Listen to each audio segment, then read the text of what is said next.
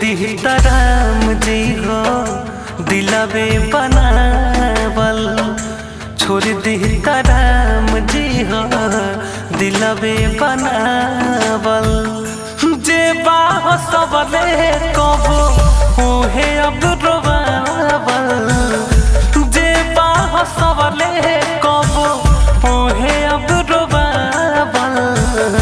छोड़ दी राम जी हो दिलवे बनावल, छोड़ दी राम जी हो दिलवे बनावल।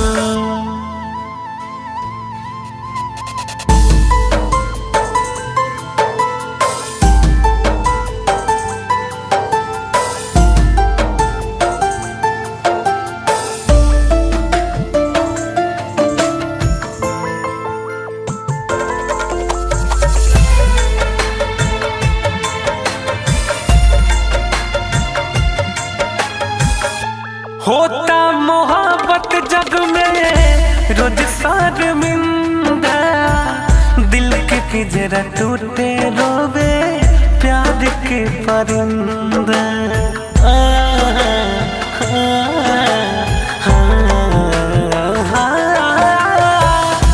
होता मोहब्बत जग में रोज शर्मिंदा, दिल के पिंजरा टूटे रोवे प्यार के परिंदा।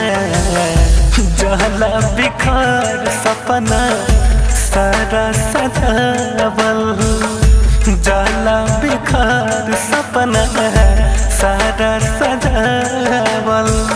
बाबे बार मुश्किल सचो प्रीतिया निभावल, छोड़ दी राम जी हो दिलवे बनावल।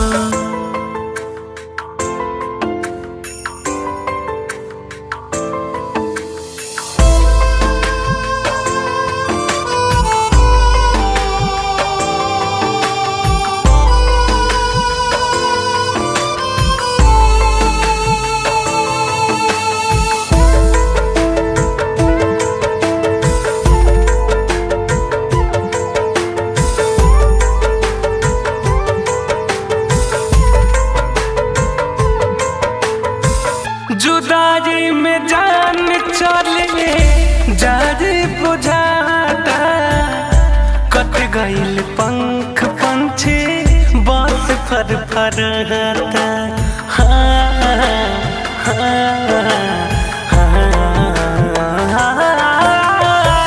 जुदाई में जान चले जारी बुझाता, कट गईल पंख पंछी बात फरफराता।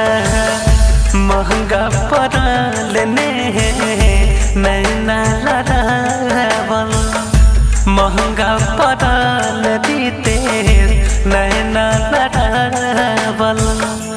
अमित नारी रस के चाहे अब भुलावल, छोड़ दी राम जी हो दिलवे बनावल, छोड़ दी